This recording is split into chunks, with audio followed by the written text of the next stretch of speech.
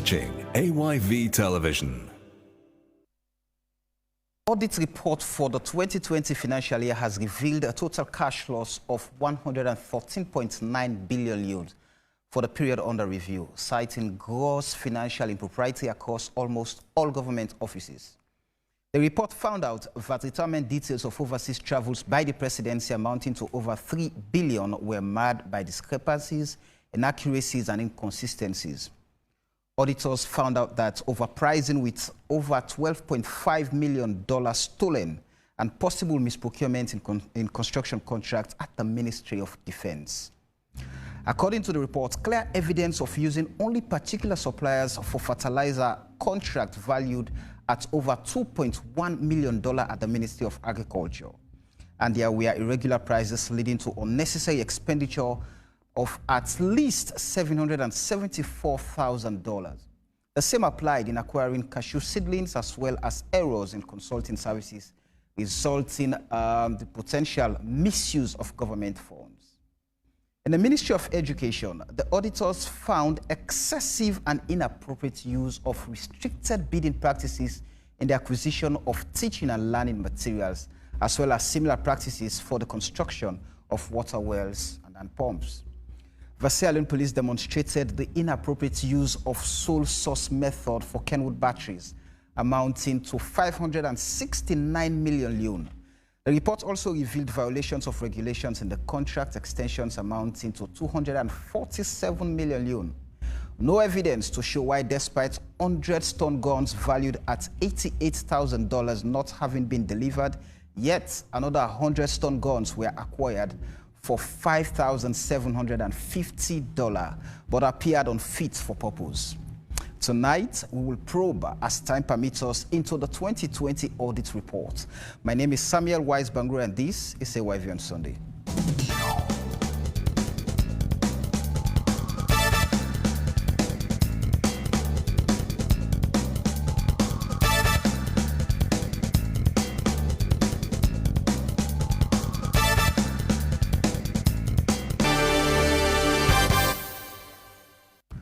All right, good evening and a very warm welcome to YV on Sunday on Channel 33 on TV and on Radio FM 101.7. Today we're talking about the 2020 audit report. And this evening I have with me in the studio the Executive Director, Center for Accountability and the Rule of Law, Ibrahim Tomi. Good evening and welcome.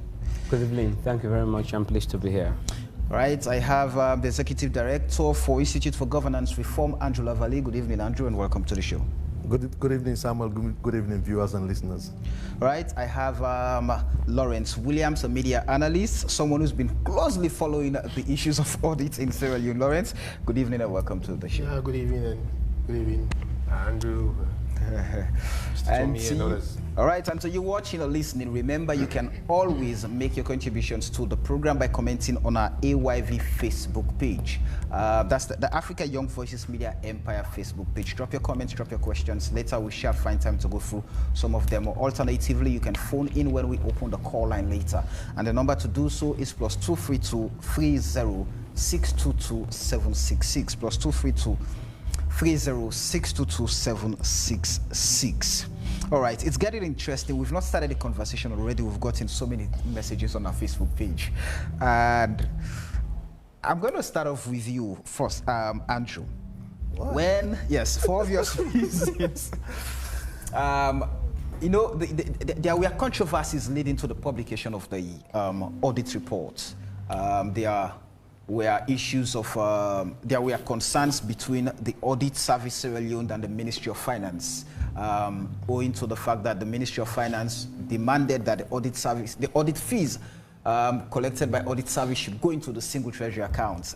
There was that trouble. And later, we saw the presidency suspended the Auditor General and one of our deputies on allegations of professional misconduct, and the tribunal is being set for the investigation to go on. And finally, the report is out, being tabled to Parliament. What's your impression with basically what you've gone through so far with the report? Well, basically, to me, the report doesn't come as a surprise at all.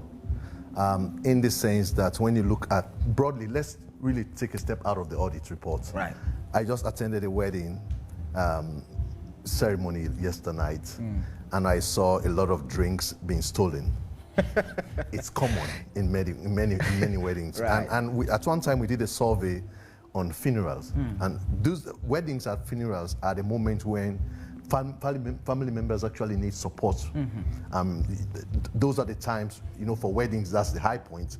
For funerals, that's the low point. That's really the moment you need support from family members. But we see people going into funeral coffers and pilfering resources. So why do you think the public offices should be different? So what the Auditor General captured to me, typifies the Sierra Leonean identity. So we've seen audit after audit. Let's forget about the acrimony that existed. In fact, it was also even acrimonious because we saw quite a lot of letters. There were concerns about leaks of official financial documents and stuff like that. There were accusations of the Auditor General not, the charge of audit fees to multiple agencies, not going through single treasury accounts. So there are all of those, but that's really the technical issue. So when we went around, there was a case in point when it was myself, Ibrahim, from the executive director of CAL, and Vanora, Edwin, Marcella, and Ban, Budget Advocacy Network. So we are concerned, for once, there was this tussle between the Ministry of Finance and the Audit Service. So one will argue that when there is a chaos, when there is a tension between the auditor and the auditee, you have cause to be happy, because as long as it's not malicious, because it shows that there will not be an opportunity for collusion. So we saw that as an opportunity. So we decided to weigh in to understand what the issues were. We met with Lara Taylor Pierce. We met with the Ministry of Finance, the Accountant General. We even met with members of the international community providing budgetary support to Sierra Leone. The idea was, let them have a round table, understand what the issues are, to de-escalate the tension that existed. So when I saw the audit report, I'm not saying that there is any malice in there, don't get me wrong. All of this report is really damning, and as a matter of fact, from the point of view of the Institute for Governance Reform, I believe all of these things raised by the Auditor General should be investigated. I'm happy that the Anti-Corruption Commission has raised alarm signals that the issues are going to be investigated. I think Sierra Leoneans should abhor corruption of any sort. It doesn't matter whether it's from your friend or from your political party or from the group that you like. I think if we approach it that way, it will make public officials take, our resources, treat our resources seriously. So to me, you asked me about broadly, how do I think about it? I never saw it as a surprise. I think what the audit report shows, and from all of our surveys on accountability on corruption, we did a survey on informal corruption and informal systems, where we asked the question whether are you confident enough to leave your maid to handle resources. We had over 65% of Sierra Leoneans say, no, my maid cannot handle my resources at home. Are you comfortable enough to leave your car in a garage without sending someone to actually have a look, have a watchful eye on it? We have a majority of Sierra Leoneans saying no. So there is quite a trust issue, and it's really founded on lived experiences. So there's quite a lot of swindling going on in garages, in homes. So the Auditor General's report, it did not come as a surprise. We have always argued that the definition of Transparency International, their definition of corruption, which is abuse of trusted power, public office or private gain, is quite limited, in the sense that you are just saying, let us look at the corruption within the public sector. It's quite limited, but the Sierra Leone economy, 90% of the Sierra Leone economy is actually informal. So while the Auditor General is doing quite a bit, and I understand, don't get me wrong, I understand why groups like Transparency International are coming from. They believe that if you get the public sector right, you can get other sectors right. Right. But from a sociological point of view, it's clear that if we do not sanitize society, where presidents, where ministers, directors are drawn from, I think it will be a monumental waste of time. So that's why when I read this report, upon reading this report this afternoon, I was reflecting, driving to AYV, that this really typifies the Sierra Leonean system. Right. And it will be good we look at it in that light. Societal malaise.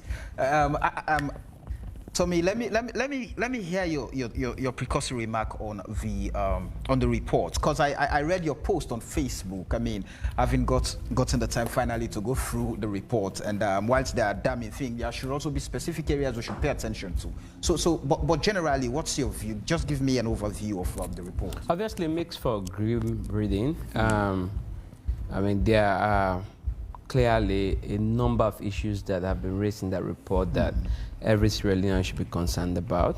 But as I've often argued, and just to piggyback on Andrew's point, you see, we've gotten it wrong for a very long time in this country, and we will continue to get it wrong if we make this a partisan issue, because this country is divided right in the middle. Now, when you make this an APC-SLPP issue, you know what is going to happen?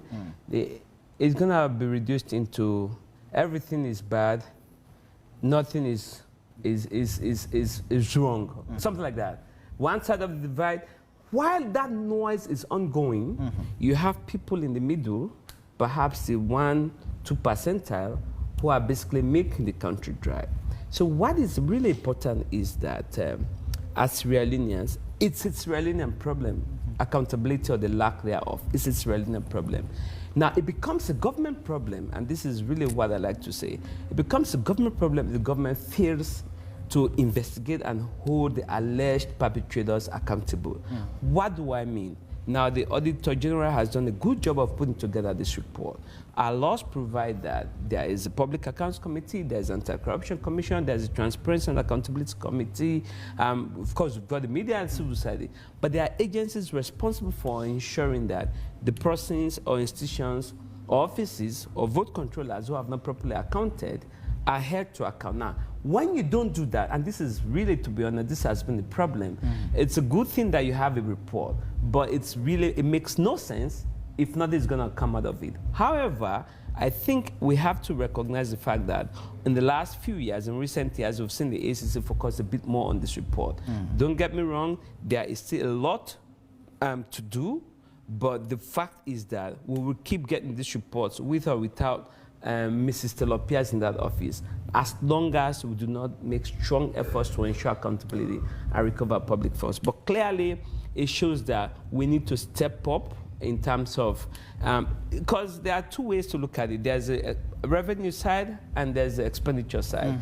This report really focuses largely, I mean, there's the expenditure side of things which we'll talk about, but it's really talking about money that should have otherwise gone into government coffers that has not gone in there, either because due to waivers have not been properly managed. In fact, if you look at the qualified opinion, it's really in respect of, according to the Auditor General, she doesn't believe that accurate information for the purpose of audit scrutiny has been provided to that office. So we've got to focus on revenue mobilization. Every bit of it is important, but she's also tracked expenditure without supporting documents, contracts out there perhaps without due process. So those are the kinds of things. But again, nothing surprises me there, even if it's shocking. At least some of the accounts are shocking. What is now important, I think, for everyone is, where do we go from here? Is it going to be the same thing? And this is really also a criticism of both the media and civil society, and perhaps even some of the leaders.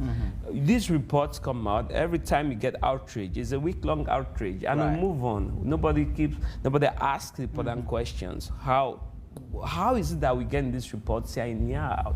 So you know this is not a partisan issue. When you look at the reports in the last 10, 15 years, exact same issues come up. The only thing that you can say that is a government problem is because we have not seen as much action by successive governments to make sure that the alleged perpetrators are held to account. Before I finish, in Ghana, in Ghana, there is the law that allows citizens, individuals, civil society leaders to institute an action against against vote controllers to recover, like a civil procedure or civil action. You go to court against, for example, the permanent secretary in a certain ministry to say, you have not been able to provide support documents for X amount of money. You seek recovery of that money. Once you get a judgment or an order against that individual, you can go on to enforce it, and there are different ways to enforce a court order. Maybe it's too early in discussion to start talking about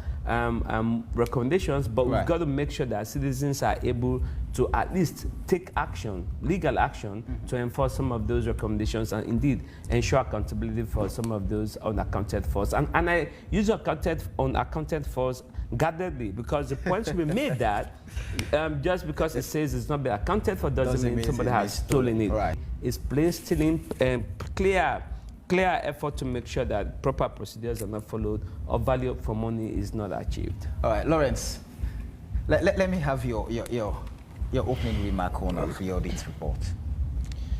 I want to take a cue from Tommy, talking about the issues identified in this report reflect what has been reported on in previous years.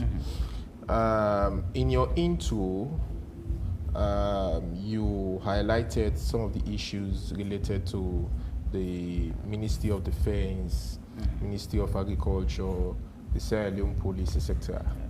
Now, I wonder how those ones were captured again in this report, because in between 2015 to 2017, there was a specialized audit done on 5 MDAs: Ministry of Defense, Police, Agriculture, Education, and one other I can't remember. And all of those issues which were captured in this report were reported in that report. There was a specialized audit done on those entities because of the large portfolio or procurement activities they undertaken during that period under review. And those ones were captured, and that report was tabled in Parliament again. In fact, I wrote several pieces on that report, and we get to see exactly the same wording. I mean, nothing changed, absolutely. You can go to the audit's website and look for that report, it's there. Generally speaking, we are losing a lot, and I think that government, particularly the executive and that of the Parliament, have not done much to ensure that audit recommendations are taken seriously. When the COVID-19 audit report came out last year and that of the 2019 audit report, the Ministry of Finance convened a meeting of vote controllers and blah, blah, blah, instructed them to actually... By the way, before going to actions that have been taken or recommendations that have been profiled, well, I'm not actually... because I just that is very critical, and to see whether or not things have changed with efforts and commitments being made towards implementing recommendations in the audit report. Yeah, following that meeting, of course, they were instructed, they formed some form of committees to actually follow up on the recommendations. And so people are expecting that if that committee had been well constituted and tasked with that particular responsibility, most of the issues identified in the 2019 report, for example, will not have, surfaced in this current report. What is lacking, as stated in the report, is that we take accountability issues for granted. Year in, year out, you will see audit reports saying that tax deductions are deducted, in some cases not deducted, but those that are deducted are not paid over to the NRA. Where is the money going? I mean, we have to ask those questions. And this report is not just about central government. If you see what is written in this report about local councils, my God. It's too bad. Very, very, very bad. So the issues are glaring, and as Lavali stated, it typifies the Sierra Leonean identity. I hope I could.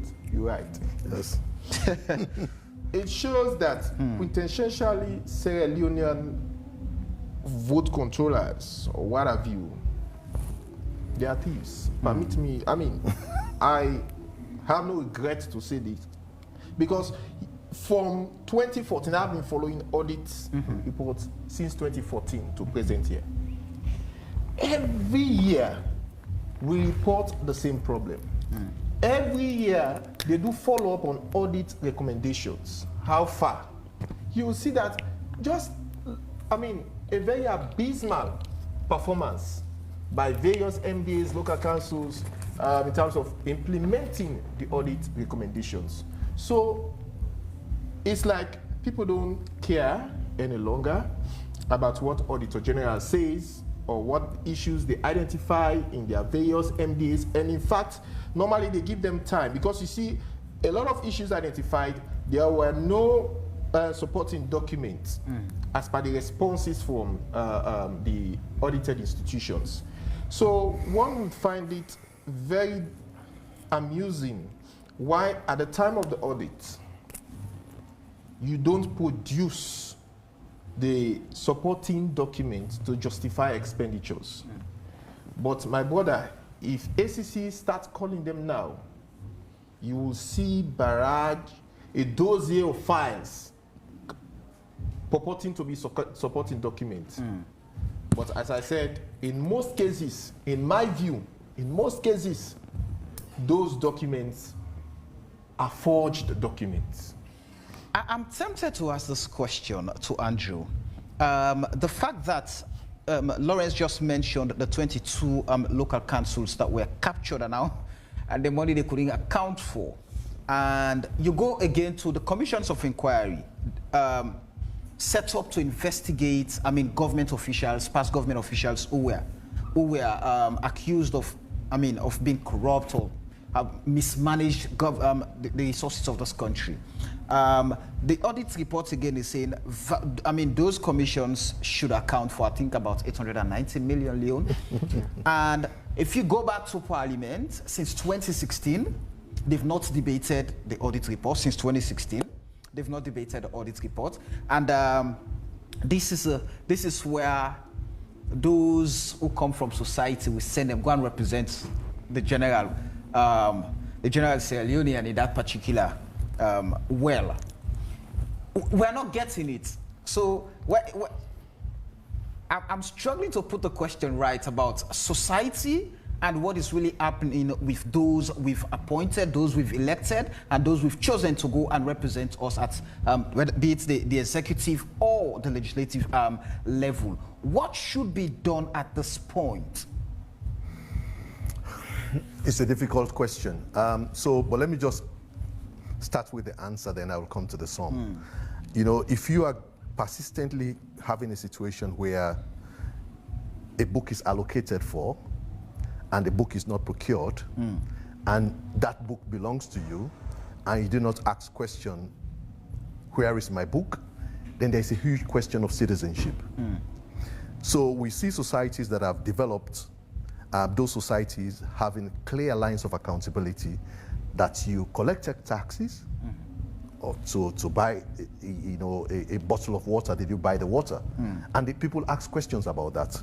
But here, the audit report is seen more as a technical document rather than as a real political tool that should, weigh into the conversation between citizens and, institutions that should govern their lives. We saw, for example, in 2016, where the special audit that Lawrence mentioned on fertilizers in particular, showing that over 60% of the budget meant for fertilizers did not materialize to farmers on the field. And you see a lot of Sierra Leoneans say, no, we need to import rice, but the fertilizer, the budget for fertilizer is not materializing to farmers on the field. But we do not ask questions. We saw the report on on education. Last week I was in Falaba. We saw the deplorable situation for schools. So we do not ask questions. And you have your children in the school, you have a child in the school, and yet government allocates, for example, right now we're talking about 22% of budget allocation for education. So if Sierra Leoneans do not ask that question, and all we care about is SLPP and APC, there's a fundamental problem of citizenship. So and beyond citizenship, the question of institutions. So for example, Parliament. Parliament, the audit report should be the Bible for Parliament. And in the sense that the Auditor General should be the one that, provides data on all ministries, departments, and agencies, including local councils, and then see their financial performance. So if Parliament, from 2016, 17, 18, 19, 20, 21, failed to look at audit reports, so it means then that house is not much concerned about accountability. So what happens over time, we've been hearing rumors of auditors going to MDAs and those MDAs saying, okay, you write what you want to write, I'll go to Parliament, it means nothing. So we actually undermine the audit service. So it's a bigger governance question that beyond just merely saying there is leakage there is leakage there.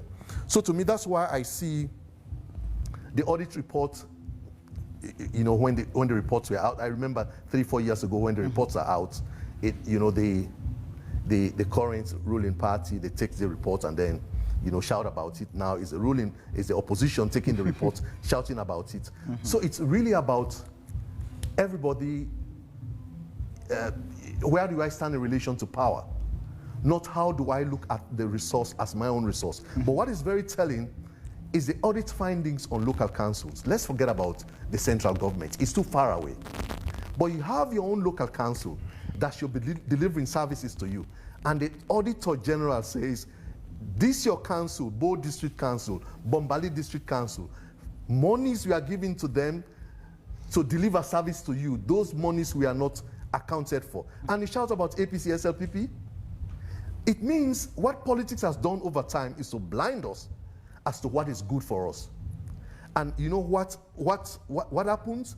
All of what you're seeing today, the divisions, is being bred by corruption. The division that we see is being bred by corruption. It's when you have a situation where a few people want to be in control of the resources. So what they do for a country that should be so united, in Sierra Leone, almost all of us speak the same Creole. We all eat the same cassava leaves. So there should literally be no division.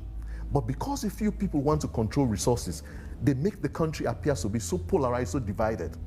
So I disagree a little bit with, I don't know whether Ibrahim was talking about 2% of people who, there are, the percentage of Sierra Leoneans who do not care about one side or the other is way above maybe 2%. There are many Sierra Leoneans who do not care about this, who do not care about that, but they just want to have a country that performs better, to have a country that delivers services. But too often, we've allowed extremists to shape the conversation. And that's why, to me, it's really disappointing. And too often, I think, Samuel, we've had personal conversation about this. How is it that conversations like this are not hard unless we always have a situation where the media, they bring APC, bring SLPP. If you bring those, those interest groups to conversations like this, they will argue till morning and you will find no solution. So the first thing to me, we've seen societies, say for example, you don't even go too far, like Rwanda, where they have prioritized performance contracting. So if you allocate 100 million euros to the Ministry of Agriculture, at the end of the year, the Minister of Agriculture, it's not just going to tell the president that the $100 million you gave me, this is what will produce. You have to tell the Rwandan people. Until we have that mechanism, corruption will not die. There's corruption in America, there's corruption everywhere. But until and unless we have a governance system that prioritizes delivery and that makes citizens know that this is what I'm doing. One ministry that I can single out that is really standing out as a good example is the Ministry of Education, where you clearly know that this is what we want to achieve, and this, so you begin to see how do you link resources to. Let me ask you this question on citizenship. Citizens do not get the opportunity to demand accountability, sometimes because they do not get to know firsthand what is happening with this particular ministry or this particular agency, how this particular agency is expending money on their behalf, especially when they've been, those monies have been budgeted for to do this and this. So they only get to know that, oh, so this money was given for this, and they did not give account how it was expended when the audit reports are out. So how many people understand the audit reports? So it starts with citizens understanding what is their entitlement in a year. And there comes in publication of performance contracts. So if, for example, if the Ministry of Health, there's a publication, say for this local council, for Bombali district, this is what we want to achieve. Sometimes it's difficult for, for citizens to see health outcomes in tangible terms. Yeah. Maybe it may mean reduction in maternal mortality by 3%, but you can find ways of translating that by saying, for example, the number of mamide with a diner na makiniya with a reducer, they will understand that. But if you just allocate resources and there is no measure of performance, to me, the clearest way ministry to give measurement of performance is the Ministry of Agriculture. If we are getting $80 million per year, how is that going to raise employment? How is that going to reduce hunger? How is that going to reduce importation? So we need to be clear about that, or else every year we'll come and sit in places like this debating the audit report, and it becomes a technical conversation between the few people that understand what these numbers mean. And in the end, it means nothing. Putloko will stand behind red, and Bo stand behind green. And that becomes the future of Sierra Leone. Let me ask Tommy this question. You know, in recent times, we've had the National Public Procurement Authority, for example, saying they've been able to save huge amount of money due to the fact that they've been very prudent, very proactive in some of the contract and procurement processes that MDAs have undertaken.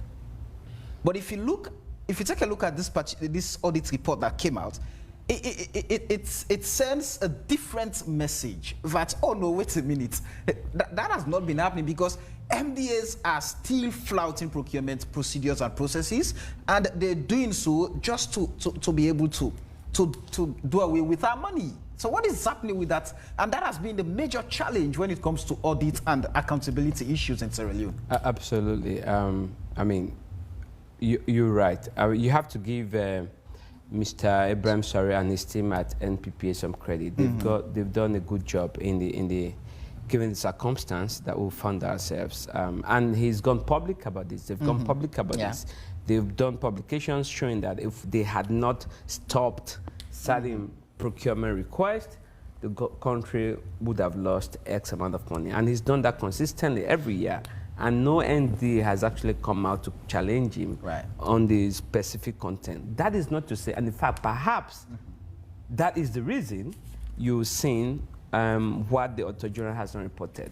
So instead of making sure that these procurements or proposed procurements are done through competitive bidding, what you have now seen is splitting. They split it in multiple portions and then do sole sourcing. Because you can do sole sourcing within a certain limit, right? And because they want to evade the scrutiny that MPPA provides, that is why, and it's not just, I think even this year, just this year, a few weeks ago, they took the Finance Act to, in a way, amend the National Public Procurement Authority. Yes. So that the Procurement Authority doesn't now have oversight over certain procurement. Ministry of Defense, for example. When I think 2 years ago, the NPPA stopped some procurement that saved the government billions. About 50 billion or so. Huge. So, you know, when we say this, it seems like it looks really coordinated, like people know what they're doing. Yeah. And so back to Andrew's point, I was saying we really have just 2% of people who control, who make these decisions. Parliament, the executive, the vote controllers. I mean, those are the 2% I talked about. I wasn't talking about only 2% are not interested in APC, SPP, sort of dichotomy. But listen, I have often made the point that human beings don't behave generally purely out of the goodness of our hearts. It's accountability. If you do something wrong and there is something to hold you to account, there is an incentive to do the right things, right? But if you keep doing something wrong, consistently, repeatedly wrong, and there's little coming out of it, that's where we have a problem. Institutions have got to work, and they have to work because it is the right thing to do. But actually, if you come from a country like Sierra Leone, where everything is a priority, you've got to really sit up straight and get it right. Because, I mean, we can go from education, electricity, everything. I tell you, there is such poor appetite within MDs. I mean, we cannot make this point enough that we've got to understand that this is not about APC or SPP. In 2018, after this administration took over, just so you know that it's a Sierra Leonean problem, they instituted a special technical audit. This was in 2018. That audit report into just 4 sectors. Yeah. I think it was energy, social security, roads, right? Yes. And I think one more. Communications. Communications. Yeah, telecom. I mean, depending on where you stand, they reported that a huge amount of money, some say up to $1 billion, was unaccounted for or there was a loss. This was 2018 after this administration. Now, those auditors made recommendations. What we did at CAL was to do a matrix of those recommendations and really track whether those recommendations had been implemented by the new guys in charge. But listen, hold on. When I say new guys, you think that, once we got a change of government, new people came on. But no, we are still dealing with the exact same permanent secretaries, exact same officials. And then you had the political leaders, of course, who came on board. But ultimately, if you don't have the civil service function effectively. Now, let me tell you, when we sent queries basically asking them, what have you done about X number of recommendations? The only institution that came back to us was NACIT, with a clear idea of what they were doing and what they had done. All the others basically ignored us. They kept deferring appointments and all of that. What I'm essentially saying is that there is such lack of appetite in these MDs to implement audit recommendations. Now, this is where you have to give the Ministry of Finance some credit. At least we saw in the last 2 years, we saw them develop some plan of implementing the recommendations. We can have a discussion about whether the implementation has been effective, whether that has in fact deterred all of the alleged impropriety that we're seeing, which means that, I mean, you can't fault them for at least recognizing that there's something that needs to be done. Right. I mean, this is, in the past, we know the disposition towards audit reports. They at least said something about it. We now know that they have to do more. They haven't done enough to make sure that public officers do the right thing. And unless we do that, we will come here every year. But it's not just the Ministry of Finance that has to do it. I think we have to go back to Parliament, the ACC, all the other institutions, and even us, civil society and the media. We must accompany the implementation process. The Auditor General and the Auditor General and her team do this all by themselves. Now, when it comes to implementation, I think it's got to be all of us. All of us have got to take interest and make sure that we accompany the implementation process. Otherwise, believe you me, we will be here again in 2022, December, talking about these issues. And it's just not picnic for me coming here every year to talk about these issues. But what should be done? What should be done? It appears we do not have a clear path to take, because Parliament, one would be tempted to say, has ignored the aspect of accountability. The government, through the Ministry of Finance, instituted some measures to ensure that, the recommendations are implemented. But evidently that is not effective, because based on the figures in 2020 alone, it shows that, these guys did not implement any recommendation to have curbed any form of misappropriation. So what should be done? That's the question. What should be done for us to get, accountability issues right? So Samuel, let's keep in mind that I hope we don't leave this room giving Sierra-Leoneans the impression that nothing has been done or nothing can be done about it. Sadly, some things have been done. There's a lot more to do about it. If you pick up a report, look at page 7, for example. I hope I've gotten the page right. You can see the Auditor General herself acknowledging what has been done.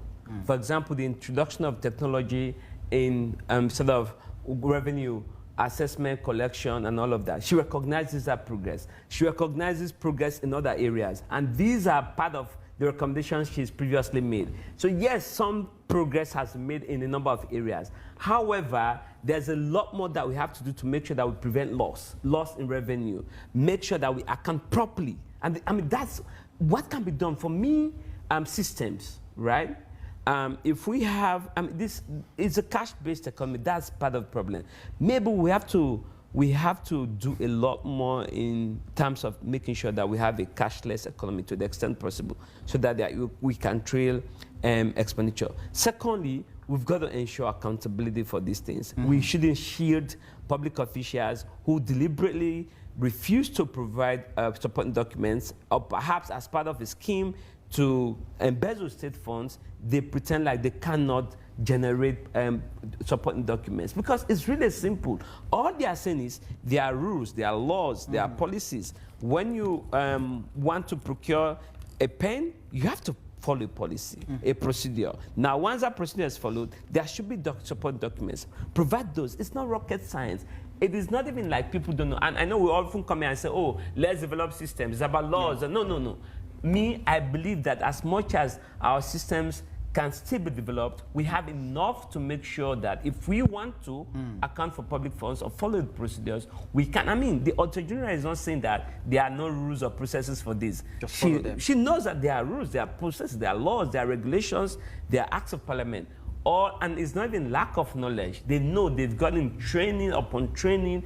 It's really just the lack of willingness to follow these procedures. And the only reason that lack of willingness exists is because we have not seen really some strong punitive action, not only by the Public Accounts Committee of Parliament, but I'm sure the ACC has got to do a bit more. And I'm pleased that the Commissioner of ACC is now coming in a press conference on Monday, hopefully to tell us the steps that they are going to take. And that's where, before I conclude, I think we've got to take our constitutional review process a bit and work on it as quickly as possible, because I do not, for the life of me, believe that ACIS. When we did the Constitution in 1991, we didn't have an anti-corruption commission. We now have an anti-corruption commission. Perhaps Public Accounts Committee and the ACC should share that role and ensure that the ACC can come in on these matters without even giving deference to Parliament. But the role of Parliament is also important, because Parliament is the one body that can summon MD actors to come before them and explain how they are managing public resources. How can that House, Parliament, do that? When the House itself, the leadership of the House is saying, in fact, we do not know that we should even retire monies that we collect.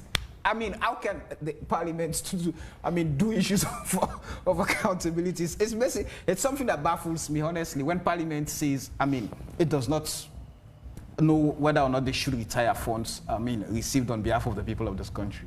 That's a good point, but it's a challenge across the board. It's really a challenge across the board, and maybe we've got to look at the current framework and see if we can introduce new ideas. Because I've been really thinking a lot about this.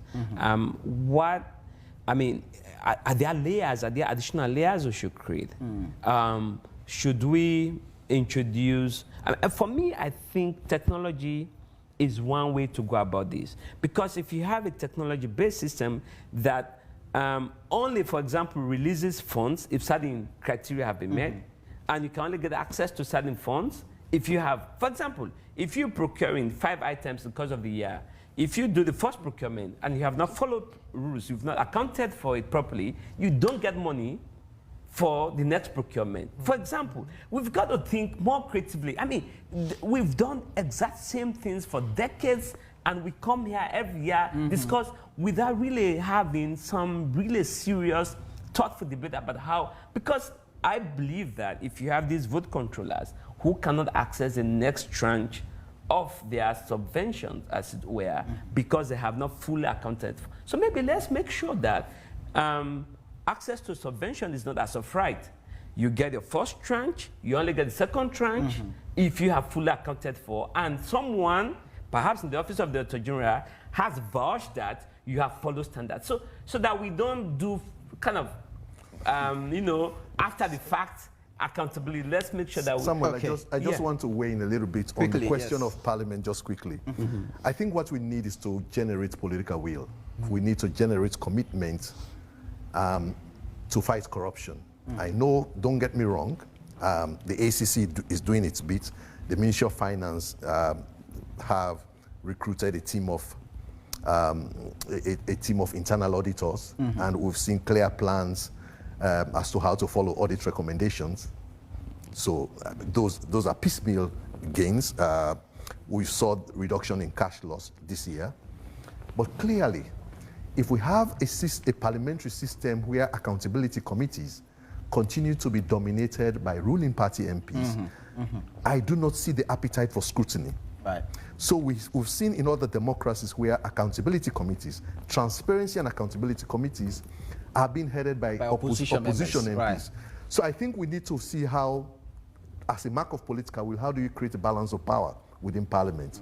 It's a big shift that should be made, but unless that is done, I think we'll face a situation where the report goes to Parliament, say let's keep it aside, keep it to the shelf, and then next year we'll come and sit again and nothing happens.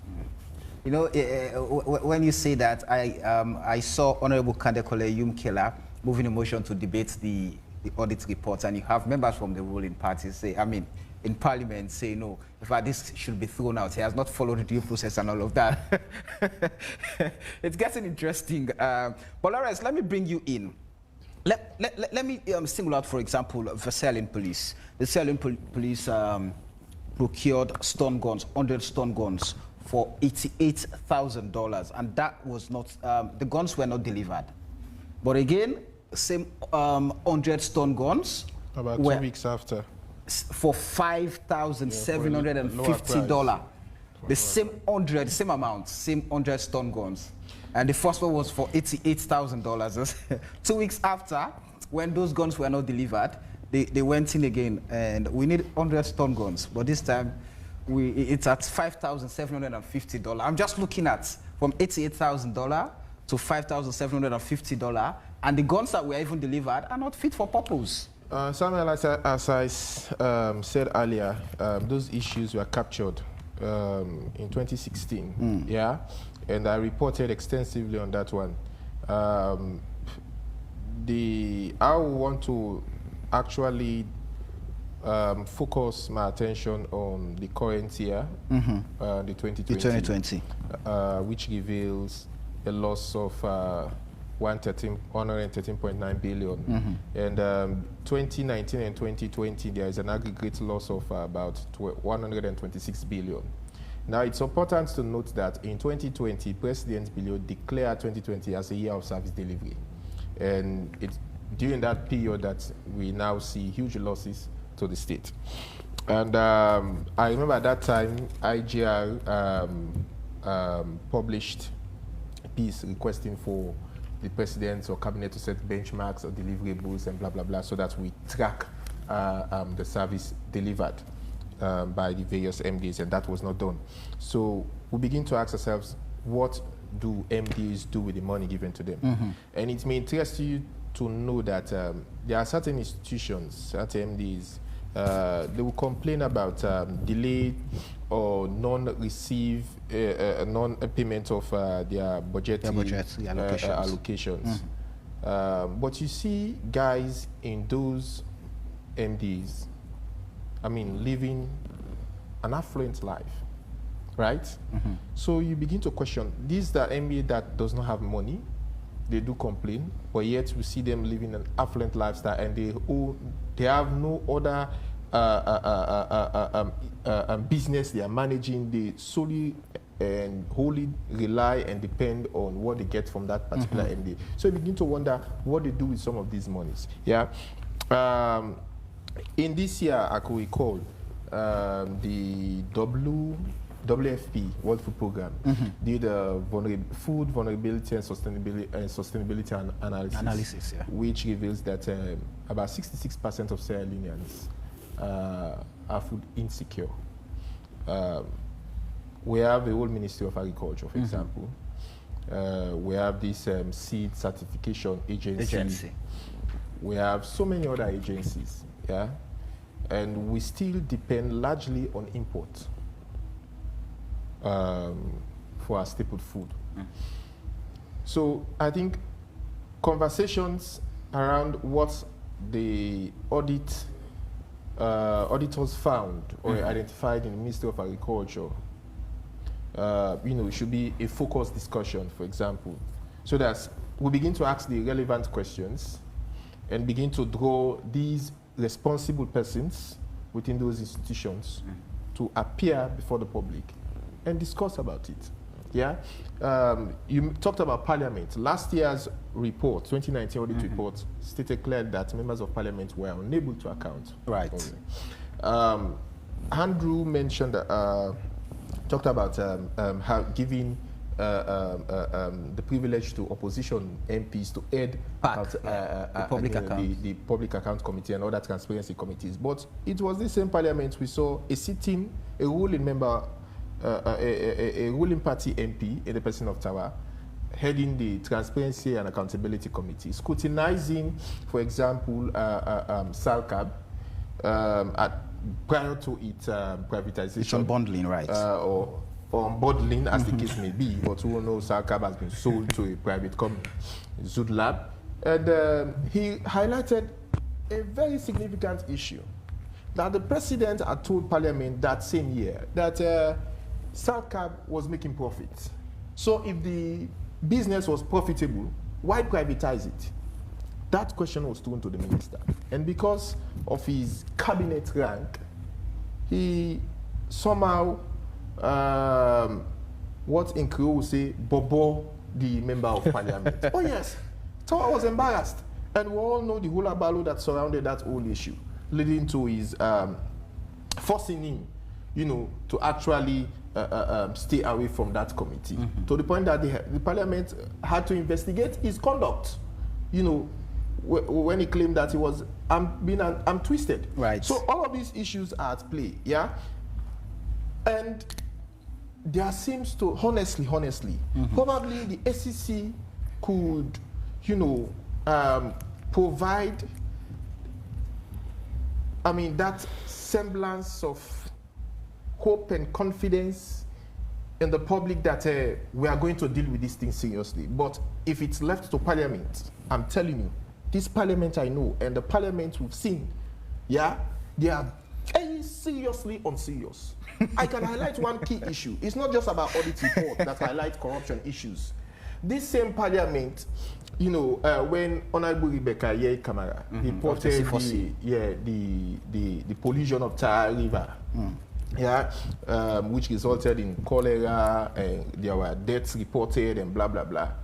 The head of the Mines Committee, Salamina, was charged with the responsibility to investigate. In fact, about the Mines Committee, Water Committee, and two others were merged. So they undertook an investigation. They crisscrossed in the south and the north, southeast and north. And they tabled that report, yeah. The report found out that,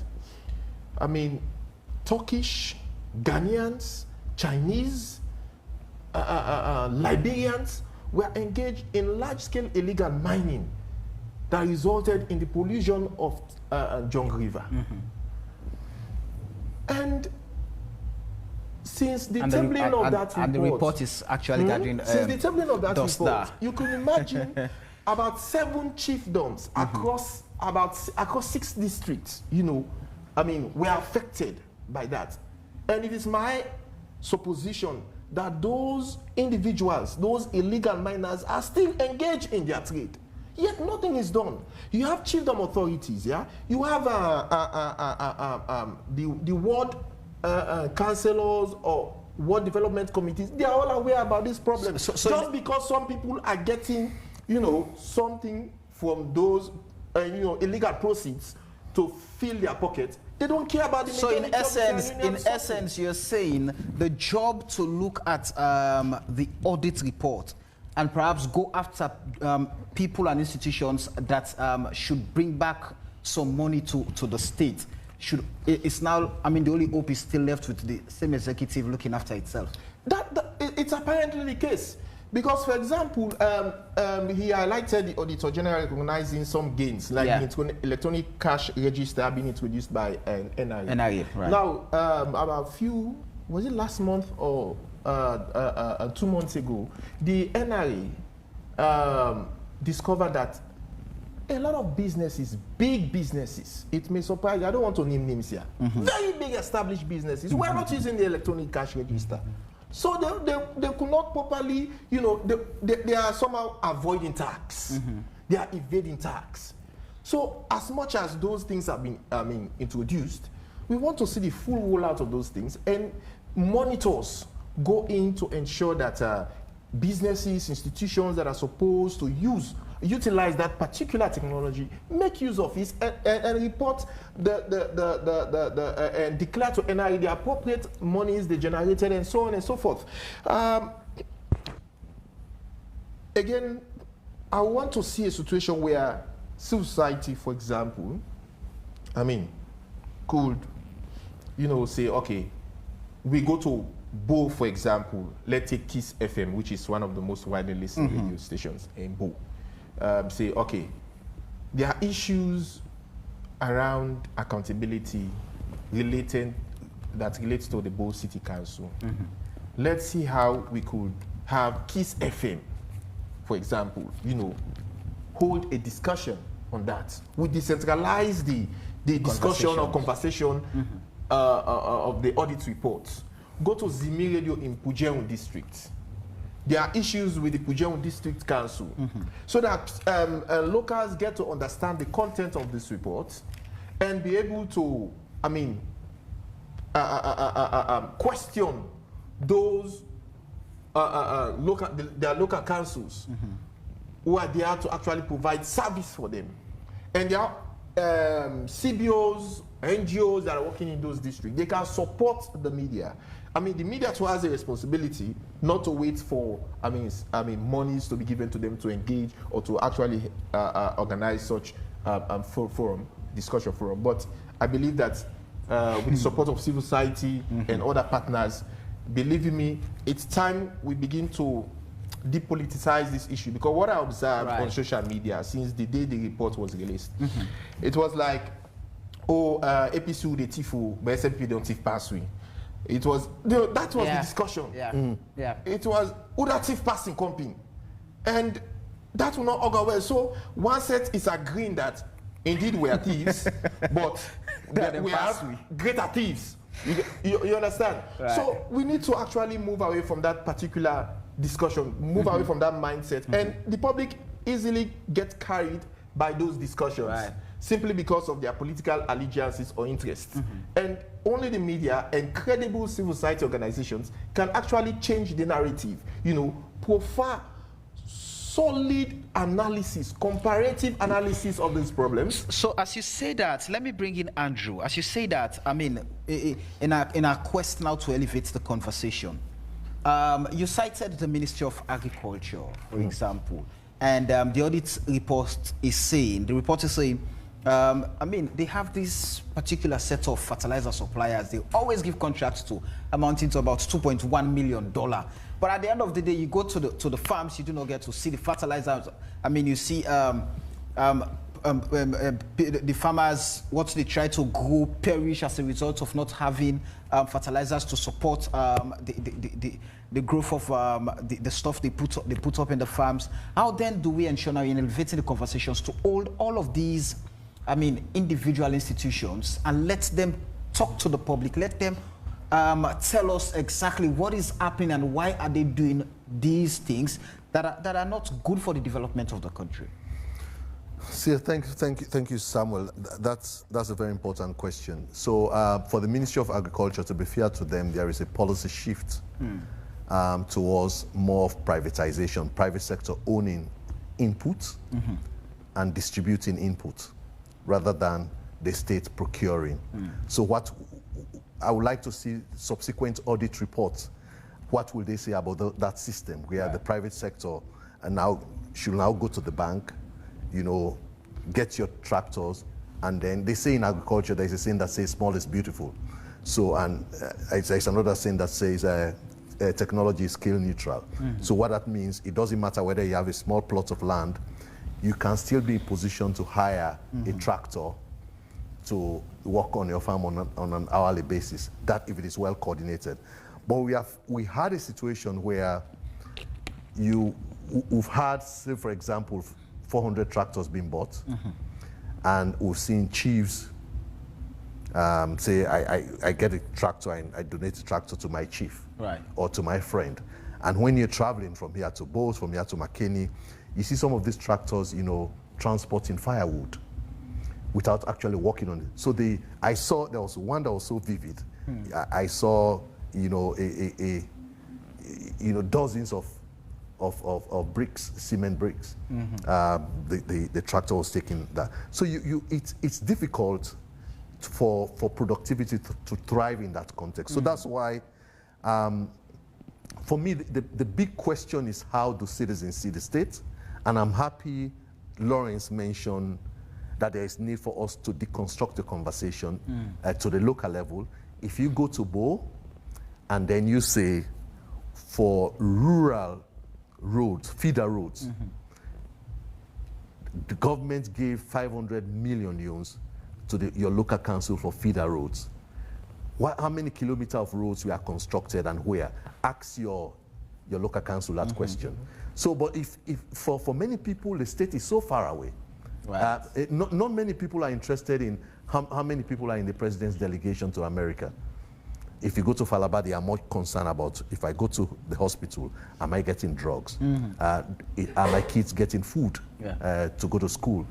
So I think that's really a killer point, that we need to deconstruct the conversation and bring it down to the level that people understand. So on your question of fertilizer, I think there is no better place to have the conversation on, even to the level of private providers. If we're saying now we are getting to the point where private providers are providing inputs, providing seeds in catchment areas, we need to have disaggregated data for those communities so that they will be empowered to ask questions. I think take your point, I think that was Lauren's point as well. A lot of citizens do not understand what to ask for. So if you're a farmer, you do not know that you need to go to some place to get a voucher so that you can be entitled to seeds, you will never ask that question. In fact, you'll continue to beg for something that you are entitled to. So that information asymmetry has created a level of powerlessness on the part of citizens who do not know the questions to ask. So to me, the question of agriculture, like in many other areas, you mentioned, for example, defense and security, defense procurement and security procurement. This has been I think to me, the worst area of corruption, if you like. We saw, for example, in 2015 or 16, leading to the mysterious death of S.O. Williams. There are rumors that he had documents involving millions of dollars of defense contracts. So you have these things where the taxes we collect are channeled to few individuals. And to be honest, let's really be frank. I agree with Ibrahim when he mentioned 2%. We have just the 2% of people who are getting this contract. And too often, these are not Mendes or Timinis. People who every day want to kill themselves for red and green. They are not in that class. Go to Toke and see who are the landowners of Toke. Sometimes, even in Freetown, you need to seek land, say I don't want to sound xenophobic, it's for example, from an Indian, from a Lebanese. So what these people have cleverly done is to handle economic power, and then they leave political power with you. So you are fighting for political power. Capture. State capture. So you stay, your place is to be at Krube, and you and the pigs be fighting for a place to sleep. And all what you care about is how do I fight for a red t-shirt and a green t-shirt. I think we need to elevate the conversation a bit more so people to understand what they are losing. I believe that's not, a lot of Sierra Leoneans have not gotten to that point, that we are losing so much because we are thinking this way. We're doing a study which we'll publish very soon. It's on ethnicity and appointment. A lot of Sierra Leoneans do believe that if my brother or my sister of the same ethnic background or the same background is in position, my lot will develop. What we have done in that paper is to track the distribution of appointments since independence by chiefdom, by district and region. And then we are again using parallel data from Statistics Sierra Leone to see whether, with all of this appointment, what has happened. Stats Sierra Leone has some interesting data. Say, for example, the use of funeral expenses. So if Binkolo, for example, have had about 50 appointments since independence, you begin to ask, so if there's a funeral, do you have the capacity to address that funeral? Stats Sierra Leone has all. And what we are beginning to see, there is no correlation between the two. Between appointment and living standards. Right. So I think we need to, and this is where the media can help, for us to people to understand this is what we are losing by saying, you know, we are in Pujong, we are descendants of FM Mina, and this is where we stand. Or we are in Tonkolimba, this is where we stand. So there are many ways that those arguments are panning out. Even the current census debate, where we had about 120 billion that was lost in 2015 through a census where the data is being questioned. Now we're generating another data that is about 120 billion, and then there are concerns about what do we do about this. Right. So I think we need it. To me, it's quite a sorry state. We actually need to sit and have a sober reflection on how do we address the things that we are losing? How do we get Sierra Leoneans to agree on how they can move forward? All right. Tommy, I know if we're to talk about the pilferage in this country, it's going to be outside the audit report, evidently. Absolutely. But let's get to talk about the Ministry of Education, the sector that takes about 22% of our resources annually now. The audit report is saying when it comes to teaching and learning materials, I mean, there are issues basically that are not clear, and if our kids are to get things right, and if we're to get the sector right, we should make procurement very clear, and we follow the processes and procedures, because the same applied for contracts to those who are doing pumps and water wells. So how can we get things right? Because these are the critical sectors to actually build the foundation of our nation. I mean, I think the issue there, it's about source sourcing, right? Source sourcing. And again, let's keep in mind when these reports are out, and that's where the role of the PAC, Public Accounts Committee of Parliament, is critical. They will now invite, hopefully, the minister, his permanent secretary, to come before the committee and explain to the people why so many sourcing or sort of form of procurement. I don't know the rationale, but obviously it is suspect. That is why the Treasury has flagged it. In other words, if you are procuring this sort of worth of goods, you should have perhaps gone through competitive instead of going sourcing and perhaps, influencing, unduly influencing the person who should be doing procurement on their behalf. Usually, it's not even the case that, oh, you haven't done the procurement. Right. It's not the case, you might have done the procurement, but they are saying there are rules, there are laws, follow the regulations. And because you want to make sure, and this is really for private sector, and this is what people don't understand.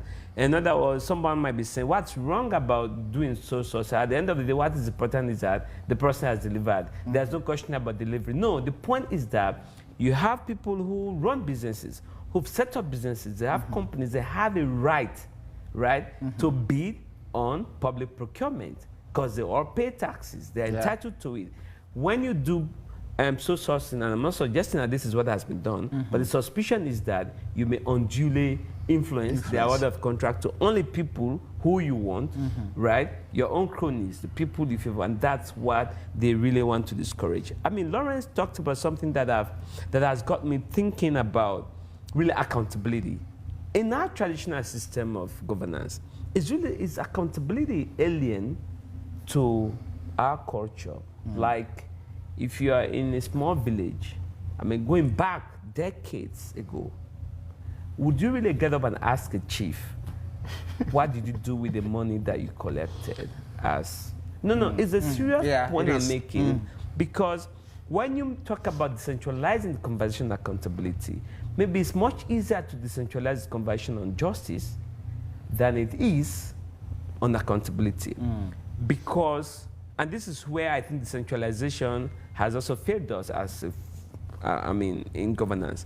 When you go to the RCPP-dominated councils in the Southeast, it's pretty much like you shouldn't even question the mayor or district council chairman. He's one of us. He represents our party. Our guy. You go to the Northwest, I mean, it's our party. Our party is controlling this. So that is why, even at the national level, we focus a lot more on what the central government does. And obviously it's the right thing to do because the central government controls a lot more funds than local councils. But that is not to minimize the importance of accountability at that level.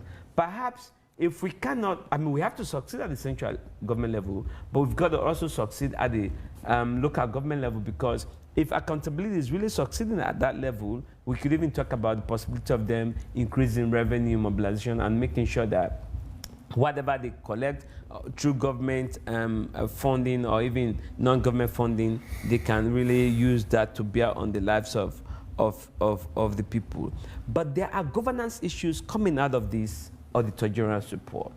For example, I was looking at the report where it says the Australian Maritime Administration and the Ship Registration Bureau in 2020 couldn't pay or account for $408,000 and has raised the issue of expertise. The report says part of the problem is that there is lack of expertise of some of the people controlling that bureau. So it's a governance issue. How do we recruit people, right, who is running that? And it's a problem. I did shipping law at law school. I had a shipping law professor who was really passionate about the maritime administration, because I think this is where our government needs help. It's okay that some people may put themselves forward, but it's not okay if they don't have the expertise. What is right is to make sure that people with the expertise, with the integrity, to manage these places and make sure that they generate resources for us. So right across, it's not just about people with expertise or competence. It's also about lack of this culture. There's really, we've got to generate an institutional culture for documentation. We looked at 8 corruption-related judgments a few years ago just to pick out the governance issues. We realized that for 80% of the persons who are convicted, there was an offense relating to lack of supporting document, right, for public expenditure. So what is it in our public institutions that they, because if it's part of an institutional culture that for every penny you spend, there is something supporting it, it's a culture in that institution. There's no way, for me, I think It's a shame. It's really a shame. How can it's these issues scandalous be that systemic? you spend and you can't account for it. It shows that it's deliberate. I mean, for me, I think it's deliberate. There can be no excuses for spending something that you cannot support in terms of documentation. At the very least, let us say, okay, documentation is incomplete, but to have presented zero documentation in support of some public funds that you've spent is inexcusable, which is why I honestly would love to see vote controllers, because ultimately it rests with them. I know the politicians control these ministries in a sense, but they shouldn't. The vote controllers will tell you, peers will tell you, oh, if the minister says sign out, you should sign. But you shouldn't refuse to sign. What you should insist on is making sure that proper processes are followed, there is documentation. Even when pending your signature, I mean, will lead to some problems in the future, because we saw in the COI some of the persons of interest who were let go because their signatures were not on those documents. Absolutely. So yes. you begin to sense some kind of suspicious activity that because I'm your boss politically, I would rather compel you, and if you fail, I get you transferred to some ministry or rather see your demotion. Absolutely. So that's an issue. And that's where it's a very good point you've raised, and that's where I think the what's the name of the body, the one that Mr. Tucker heads right now, HRMO, the Human Resource Management Office. That's where they come in. They've got to make sure that they protect our civil servants, especially the permanent secretaries. If you don't protect them, they are going to be bullied. I mean, this notion of a minister can basically recommend some civil servant to be transferred willy-nilly, I think it's something that has got to stop. Because if a minister meets a permanent secretary who insists on doing the right thing and is deemed to be a lucrative ministry, that's where you get the problem. Right. I'm not saying the ministers are always at fault, but I'm saying there is such influence and power that ministers wield that we've got to make sure that the HRMO protects our permanent secretaries and incentivize good behavior. Let's recognize those who are doing well, and perhaps that is the only recommendation that I will make. I know the Auditor General's office may be short on staff, but I like to see, even if it's a small section on just ministries, departments, agencies that are doing right in terms of, so it's not just the naming and shaming, let's incentivize good behavior. So when we are giving awards, and you know there's this explosion of awards, let's really recognize this. Even if it's just one ministry or department, let's do that.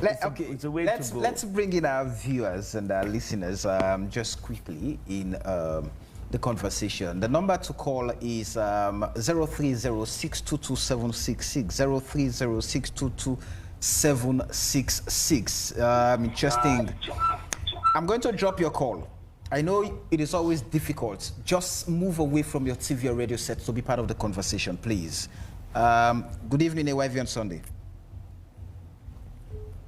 Hello, caller. All right. Good evening, AYV on Sunday. Hello. All right. We're having so many callers. I don't know what is happening. Let's take some messages, and we'll come back to the calls.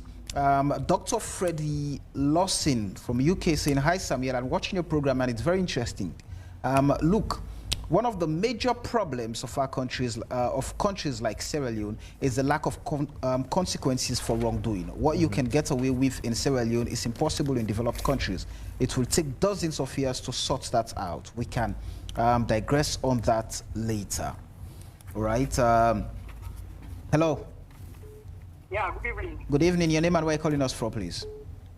My name is Malaika, and I'm calling from Scandinavia. Go ahead. Well, actually, the Auditor General's report has actually manifested the importance of society when once they take off their political garments. I could recall a few months ago, consortium of civil societies did a perception survey, and the report came out. Indicted the office of the president, and also the report of the Auditor General has almost the same content with that of the civil society consortium. You know, so therefore, we are actually asking, we would like civil societies to distance, to try as best as possible to distance themselves from politics. You know, the likes of Wase, who had actually many months ago, years ago, has distanced himself from television cameras, and also the likes of Labari, who is actively defending government affairs. Please, we are kindly asking, Mr. Chami, please, push, continue to push so that these issues can be debated up to parliament level. Thank you very much. Thank you. It's always an interesting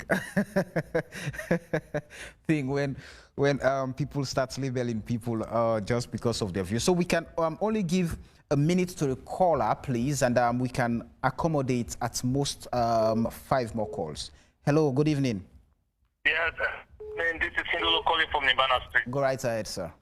Yeah, I really want to thank the Auditor General, the former Auditor General, who is still up here for her good work. But there are a few questions I just want to ask. And of course, it's why is it that 10 billion was given to Goma for a month he is doing for his medical bill, but it was never reported. And also, Anesbai Goma went on medical for 6 weeks in India, but no report was given on that transaction. And at the same time again, why is it that we did not say anything on the Freetown City Council in the previous or current Auditor General's reports?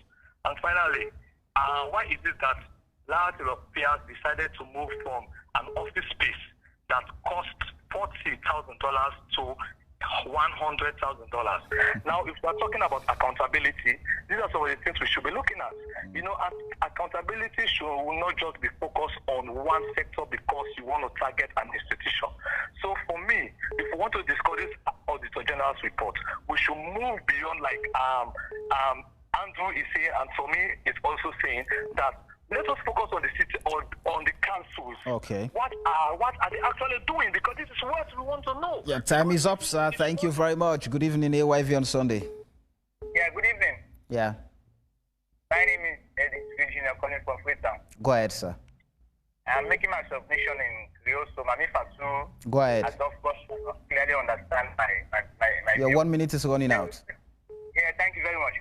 People that the kind way how the people they analyze this issue, I would get for dealing with Sierra Leone and them. It's too much embezzlement with money. There people that the kind way they analyze this issue. You know, since at all, we are talking about 2020 audit report. Then they go 2015, 2020 this, 2016. No, we are talking about 2020 audit report. When I deal with them properly for let people understand.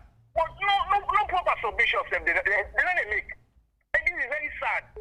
And the program is not even safe because what is when they expect for let them talk? Let them talk them. The border. The only report what they come out with it's too fair for them. In fact, not all things that they deliver to the people at all. You know, they talk about the president, the kind of duplication this that will happen. Prince you know, it's fake receipts every day. Nothing like that is not mentioned. Thank you. Thank you. Thank you. That is why you have the opportunity to talk about it now. 3 more calls. Good evening, AYV on Sunday. Hello. Good evening. Hello, Sam. I'm sorry, I'll have to drop your call. Move away from your TV or radio set, please. Good evening. Hello. Hello, good evening. Your name and where are you calling us from? John Parker Sr. Go ahead. How are you doing? I'm good. Really, it's like what is happening in Sierra Leone with regard our monetary system, auditors report, and all the rest. It's very, very appalling. Because if we could reflect a little retrospectively, the SEC was giving reports about certain negligences or certain corruption in Parliament, you know, how Parliament was being run, MPs taking bribes here and there and all this.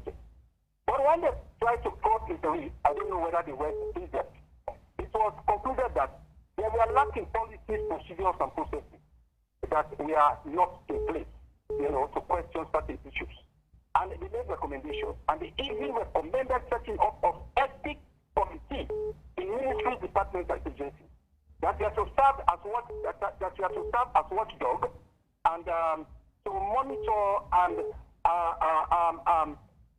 advise where necessary on certain procurement issues or certain projects that are being carried out in those ministries, departments, and agencies, at least to see if they could find any incidents of corruption or tendencies towards corruption.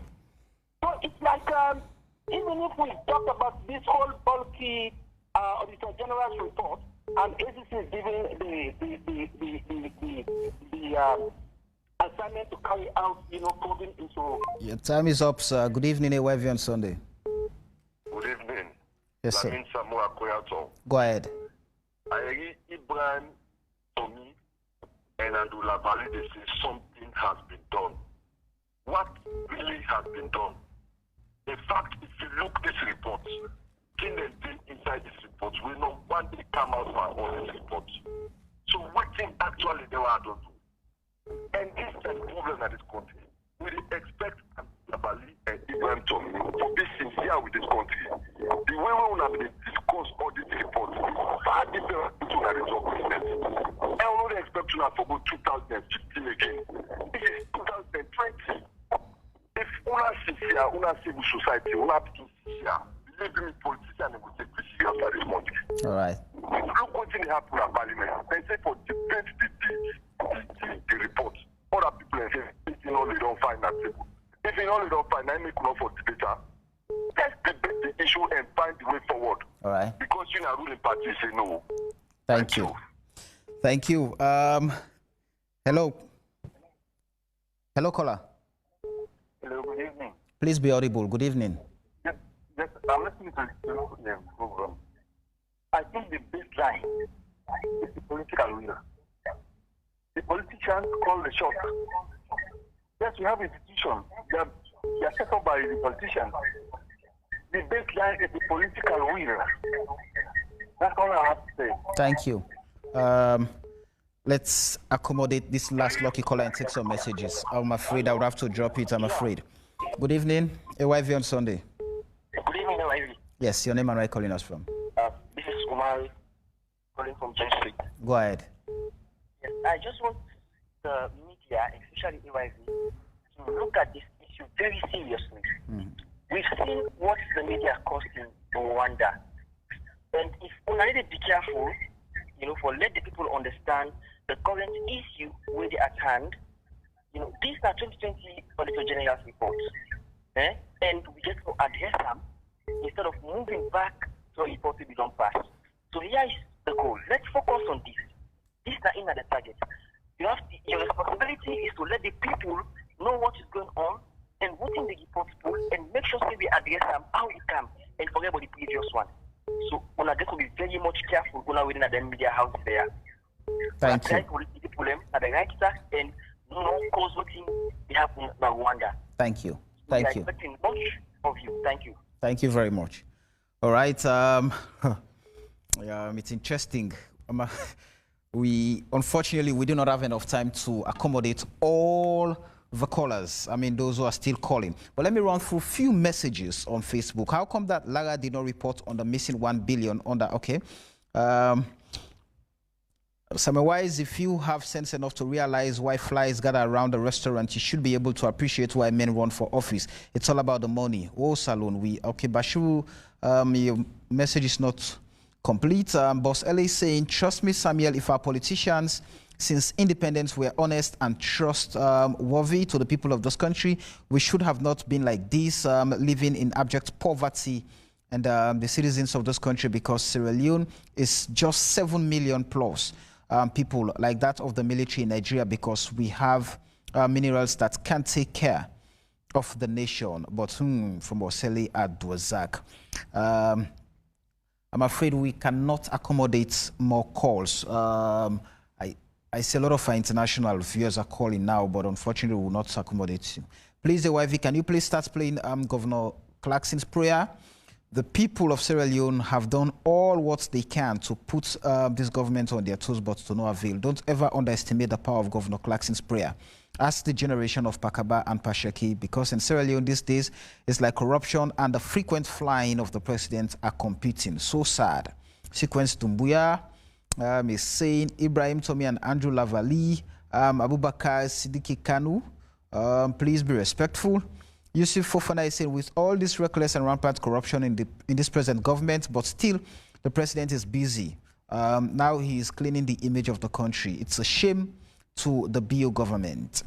How come Chono Sankara, I would not want to read anything that I cannot substantiate. Yeah? So if you have fact, please forward. Sako Alimami Kaba is saying, we want to transform Sierra Leone. AYV on Sunday, please, I want to make a request that every Sierra Leonean to donate a complete set of computers to digitize our monetary fund transactions to save us from this saga of huge sums of money. All right. I'll take 5 more messages. We have hundreds of them, close to 1,000, unfortunately. Samuel, if you have, okay, I think I've gone through that. What difference does it make to the dead, the orphans, and the homeless, whether the mad destruction is rough under the same of under the name of totalitarianism or in the holy name of liberty or democracy? How come the same message over and over again? This government was voted because of accountability. I'm surprised to know they are worse than the previous government. I cannot imagine people are justifying state looting by comparing what previous government has done. This country, sorry, brah, Alusan Conte is saying, what difference does it make? Okay, I think he's trying to complete the message. Totalitarianism or in the holy name of liberty or democracy. That's the same thing. This is a private broadcasting TV station. Let's speak to the issues, guys. We all know that AYV is privately owned. Well, I'm at home. We need the middle of the road section of our nation to fully understand the egregious issues covered in the report. Assignment to impartial CSOs, Suleiman Barry is saying. Alimami Isa is saying a total payment of $352,481 for hotel accommodation and medical bill for President Madabio overseas trip in Lebanon, 2020 Auditor General's report. The above amount of money spent by President Madabio unfortunately to Lebanon for medical treatment is more than enough to build a brand new hospital in Sierra Leone. Lebanon, of all places for medical treatment, worth 3.5 billion yuan. This is an absolute disgrace to our nation. The last message I'll take is from Swissman. Samuel, I will tell you straight that the SLPP government is very corrupt. Audit report or not, audit or non-audit report, we all know exactly what is happening and what happened to our Chinese guys, which the government of China gave us as support to the free quality education project. I would have to hold the messages there and come back to the panelists and see what we can offer as recommendations to solving the crisis we are in as a nation. I'll start off with you, Andrew. You've had the callers, you've had the texters. I've gone through some messages. Unfortunately, I cannot go through even 1/3 of them right now. They are concerned that corruption is killing Sierra Leone. And you've been a very prominent activist. One would want to say you are an integral component within the governance structure. So as a way of building a path or laying the tracks to a destination where accountability and transparency can become the hallmark for a nation like Sierra Leone, where should we start? Thank you very much, and thank you very much, callers and texters. When I was listening to the text and the calls, without characterizing anyone, but you know, being that we are all in Sierra Leone, so when I listened to the names of people that were saying this and people that were saying that, it actually typifies the divide in Sierra Leone. APC versus SLPP. APC versus SLPP. It did not surprise me at all. And I'm happy that the conversation we are having today is how do we elevate this? You know, my brother, you can it's all men that actually spoke.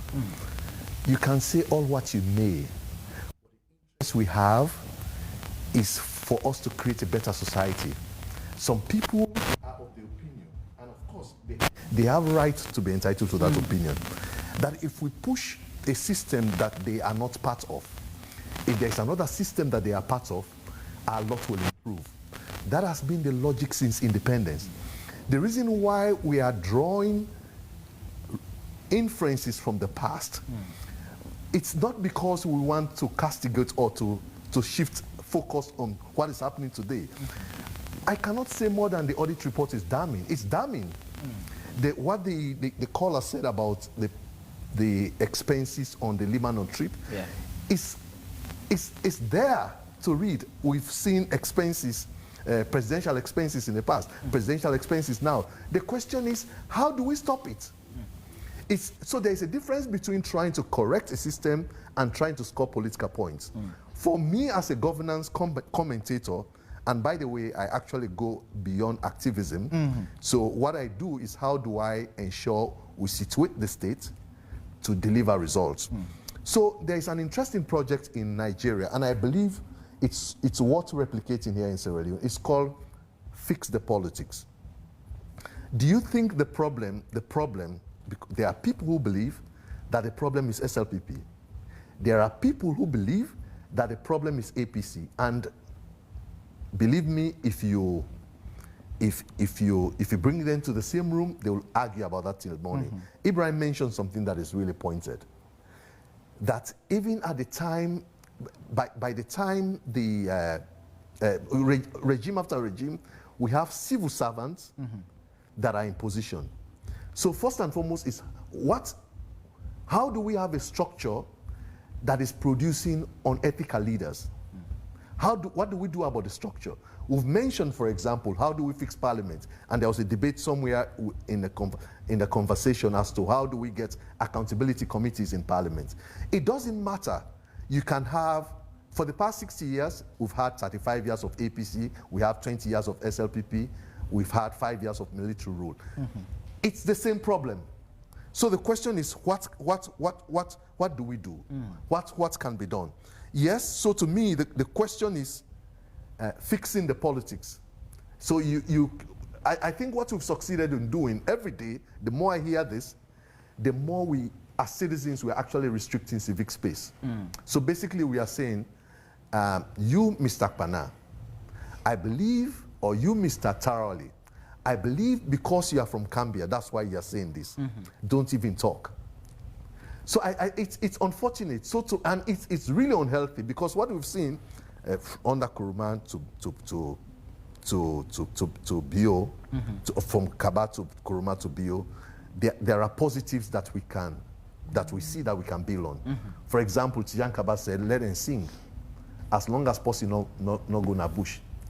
Under Kuruma, President Kuruma can boast that there was no time that he actually locked up a journalist. Under Bio, we've seen the passage of the repeal of the seditious libel law.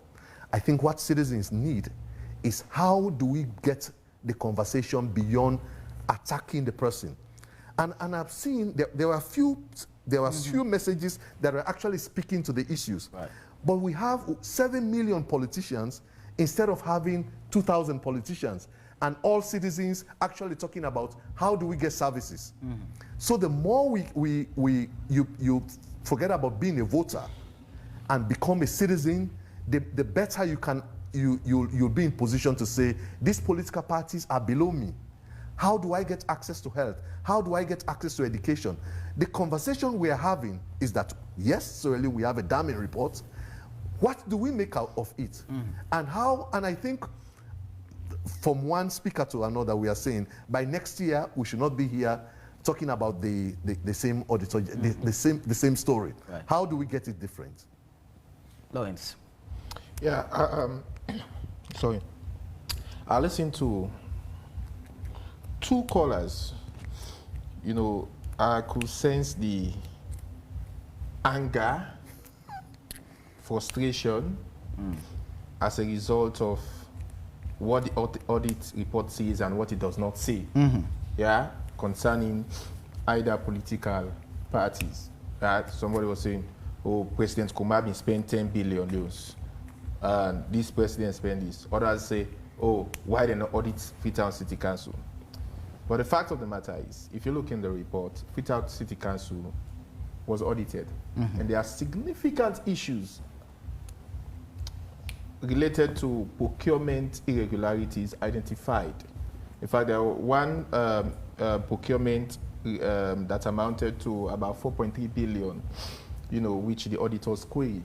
There are significant issues. So it's about, one, put off your political lens and let's look at these issues and discuss the issues as they are.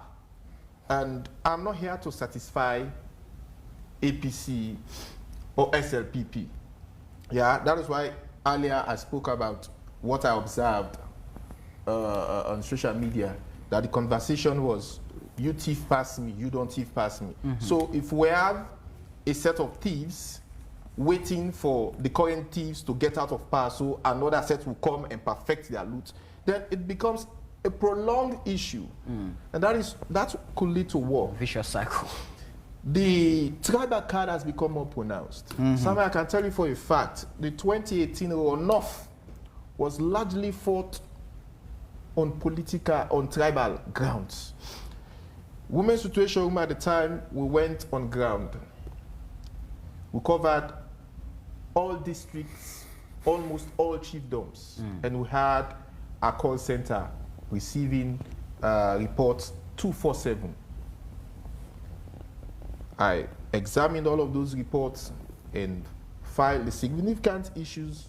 We report them to submit them to the eminent women for redress mechanisms and so on.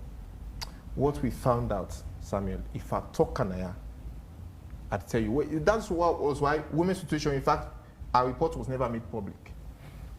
I tell you for a fact, if that report should come out, people will desist from this tribal stuff they are promoting.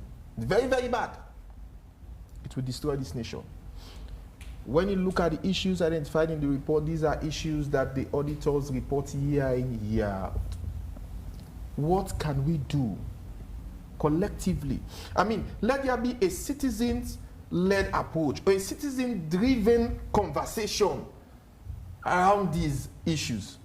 So that if the ACC comes out to say, we are doing XYZ, you do not need Lawrence Williams to go and monitor the ACC to come and report to you.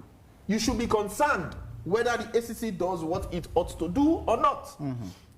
I mean, all of us should be concerned. That is why I talked about, decentralizing the conversation.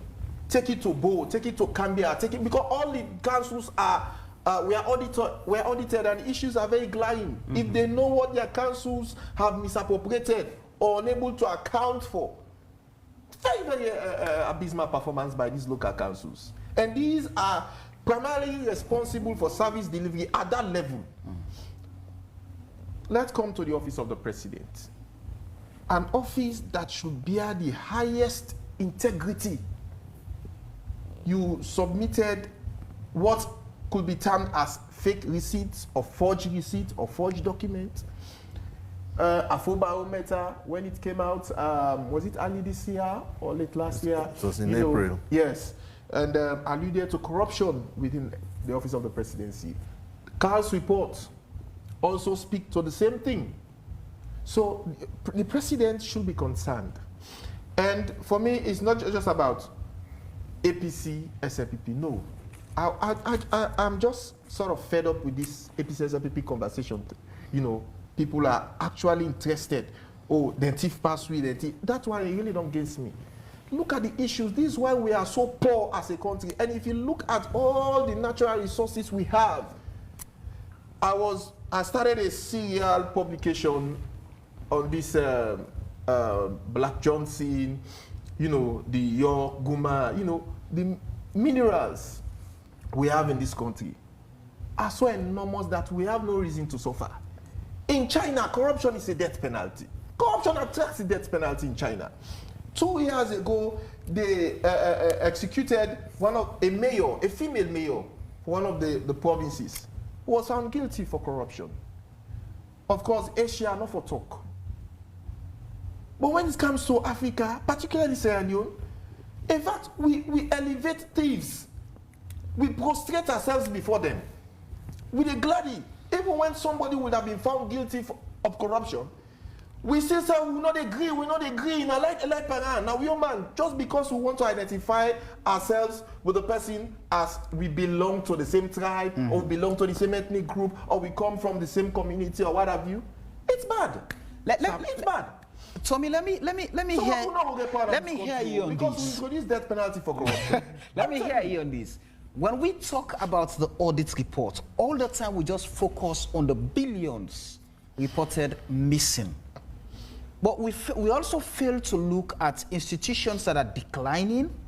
Their standards are dropping as a result of whether you go to the report, for example, the issue about the Bow Government Hospital. I mean, there is no EDSA power. Switching on to generator takes almost forever because there is delay in fuel supply. And these are the critical issues that should get our institutions up and working and save lives, but we do not focus on those. We only focus on the billions reported missing. How should we really, with what lens should we look at these reports when they come out daily to look at the fundamental problems that we need to fix as a nation? If you look at these issues, through the lens of the gentleman who called to say they've talked about billions missing the office of the president. You're not talking about that. You see, I'll get to your question in a moment, but there is, just to reinforce Lawrence's point, the danger, and actually Andrew's point as well, there is a declining civic space and a declining space for enlightened conversation. I bet a few of those angry callers have not even read 3 pages of that report. They've just lashed onto snippets that they've had out there, and they're now running with it. For them, their interest is really not fixing the problem.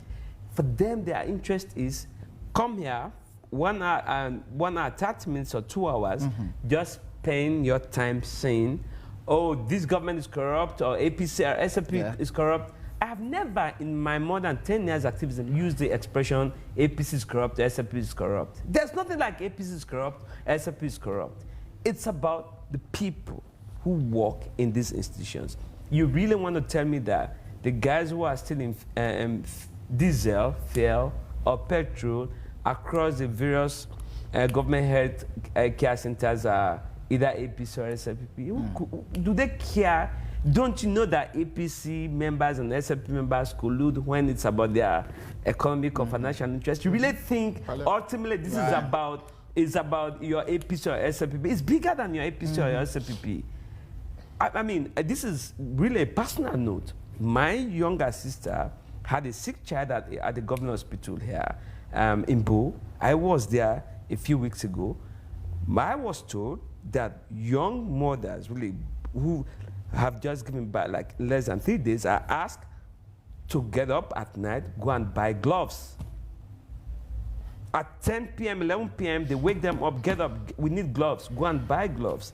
It's as bad as that. And then somebody is there, he or she, or he, for the most part, has access to some calling card, calls in and thinks people are only here to promote some interest. I mean, I'm sorry, some people cannot really survive or at least get decent life outside or decent comfort outside their APC or SFP politics. I am bigger than that. At the risk of sounding arrogant, I'm bigger than that. I've worked in this country for close to 20 years. I've never ever worked for any government of Sierra Leone. If I needed to put that out, let me say that to that person. It's not my business that your political party is in power or is out of power. My business is to support governance. But let me say this. Somebody said this, that impunity is part of the reason we're here. The first caller said that, and that is really what it is. You talked about death penalty for corruption in China. right? Lee Kuan Yew in Singapore, Yeah. his friend Right. basically took his own life because he feared the consequences of having being convicted of corruption. So at the heart of it, and this is what I have said repeatedly, at the heart of it is lack of accountability, impunity, for these clear crimes. The ACC has done its own bit, but I think there's a lot more that we have to do, fix the system. But let me also make the point about why should we just focus on 2020, or why should we go beyond 2020? Even the Auditor General's report hasn't just focused on 2020. She's done backlog reports going back to 2016, 2017, 2018, 2019. Nobody's trying to innovate the seriousness of the issues that have been raised for 2020. We have, we've talked about this. I've given an interview to the BBC. I've blogged about this. There are major issues, but Samuel's point about, let's look at some other institutions. Okay, the billions are important, and ultimately it's about the billions. But really, attitude to service delivery, you go to university, they are telling you about how basic university lecturers, educated people, basic rules, standards are not being followed. Correctional services is a human rights issue. And usually you have to commend the audit service Sierra Leone for this. They've focused on the correctional services, right? They've talked about what is lacking, how inmates are being treated. No, for some people, we shouldn't discuss these governance issues. We should only come here and talk about APC politics. And that is why, believe you me, we will continue to talk about this, because unless people understand that this is a Sierra Leonean problem, and Andrew has given numbers in terms of how many years these political parties have changed power. Our problems have not gotten any better, right? So ultimately, it's about us, the people. Believe you me, we set the standards. If the level of acceptability for corruption, for wrongdoing, is so high, such that we can defend our brothers and sisters who are accused of corruption or even indicted of corruption, we shield those who are in power because they are close to us and they are believed to be corrupt.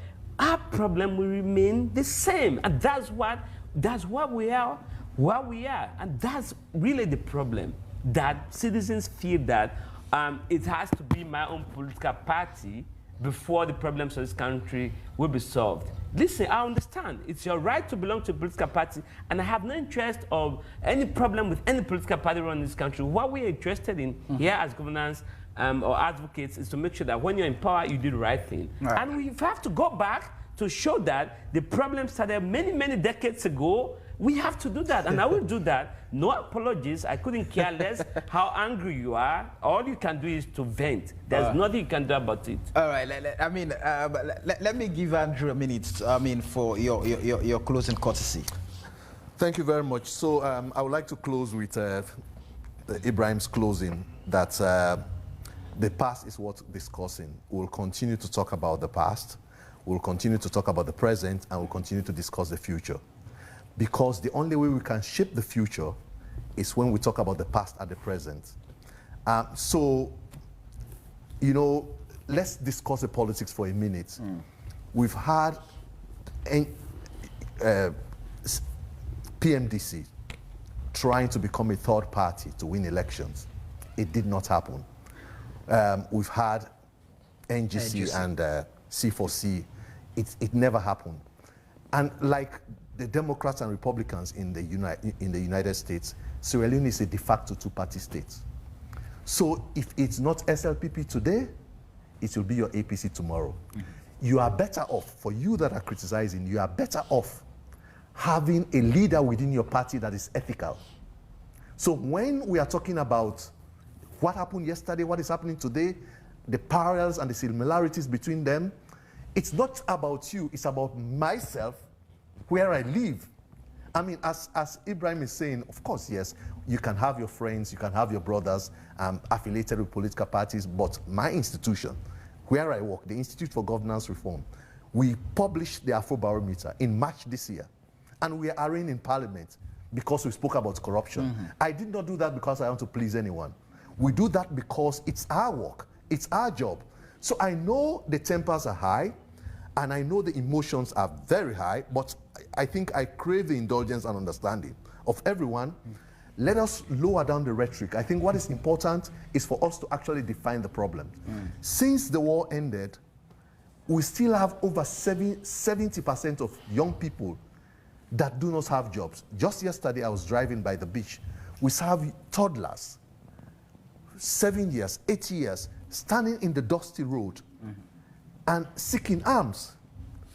That is not the future of Sierra Leone. We have to talk about these things dispassionately. If we are talking about functioning of hospitals, hospitals that have not been functioning under previous administration, under the current administration, we have to talk about those attitudes, not the colors behind It's really, sorry, find one quick minute.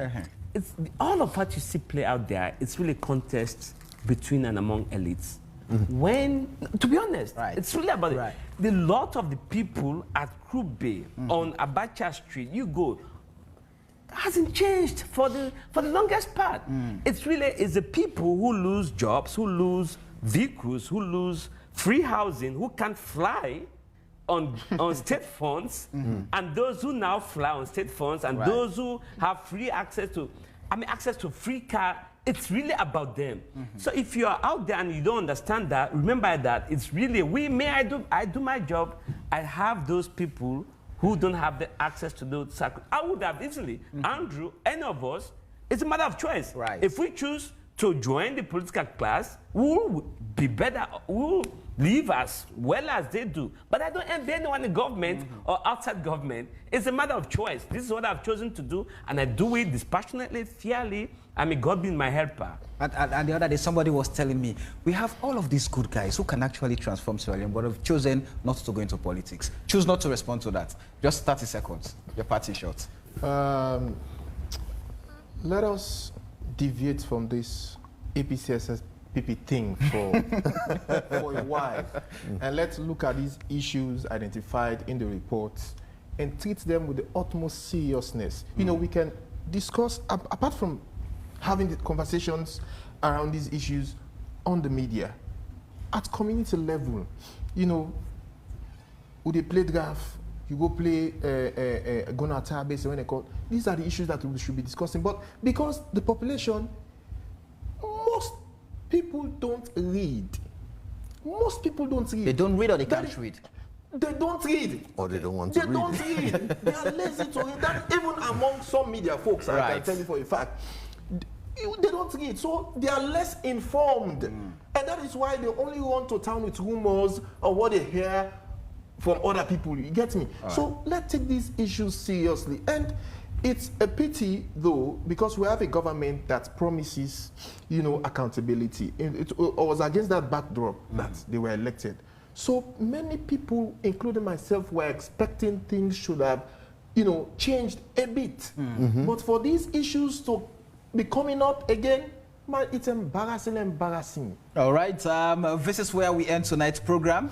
We say many thanks to our guests, Andrew Lavalley, Ibrahim Tommy, Lawrence Williams, for your time. And for those of you who contributed in the program, many thanks. Until we meet again, remember a repeat of the show comes up on Thursday, 10 p.m. But same time, same station next week, a fresh edition of AYV on Sunday comes up.